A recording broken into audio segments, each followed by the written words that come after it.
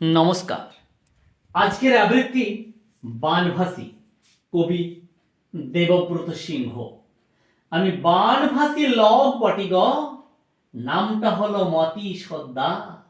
বাপ কাকার আমল থেকে চৌকিদারি করি, 50 সালের আকালের পর থেকে গেল বছর তো। খরার চোটে দড়কচা হয়েছিলাম, এই বছর আমার বানভাসী। কাগজ হলদে বললাম, বাবু লিখে নেবেন আমার কথাটা। কিন্তু গায়ের লোক কাগজ বাবুকে ভাওড়াই দিলেন, না হলে লেখা কেন। কাগজের ফটক তোলা কল তক তাক করছিল। লোকে বললেন, ও আর কথা নিয়ে আপনার কুচু হবে লাই, ও বুড়া পাগল বটে। পাগলে কি না বলে। ই বসা, এই পাগল হলাম কিসে?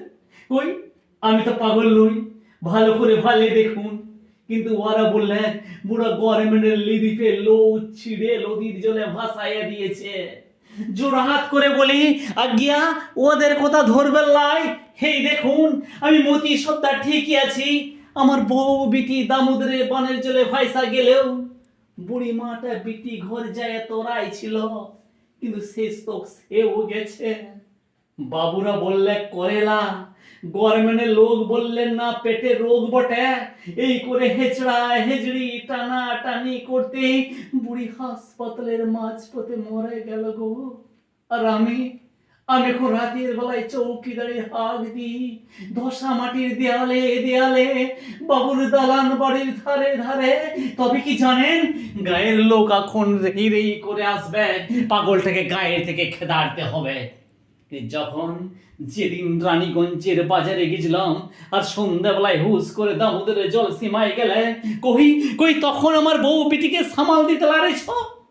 না হলে আমরা বাগদি বটে, তবু এক ঘর বাগদি তো ছোট ঘাটকে রাখিয়েছিল। আজ এই কথাটা আমাকে কাগজওয়ালার কাছে বলতে না দিয়ে পাগল সাজাইছো। কিন্তু কিন্তু আমি পাগল নই। শুনেন শুনেন, আপনারা শুনেন বাবুরা, আমি পাগল নই। আমি মতি সর্দার, চৌকিদের কাজ করবে চিরকাল।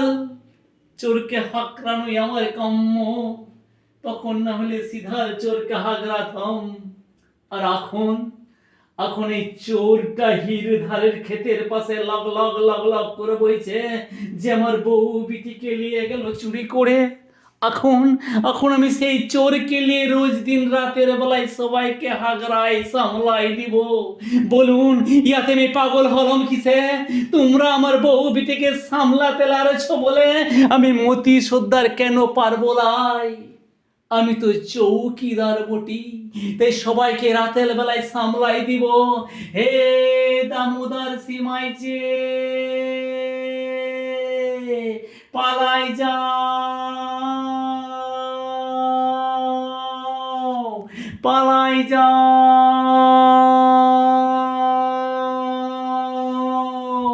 দামোদর সীমাইছে। নমস্কার। আমার আবৃত্তি যদি আপনাদের ভালো লেগে থাকে তাহলে প্লিজ ফলো করবেন, এবং যদি কোনো ভুল ত্রুটি হয়ে থাকে কমেন্ট করে সংশোধন করার সুযোগ করে দেবেন। অবশেষে বলি, যদি আপনাদের হাতে সময় থাকে তাহলে শেয়ার করে অপরকে দেখার সুযোগ করে দেবেন।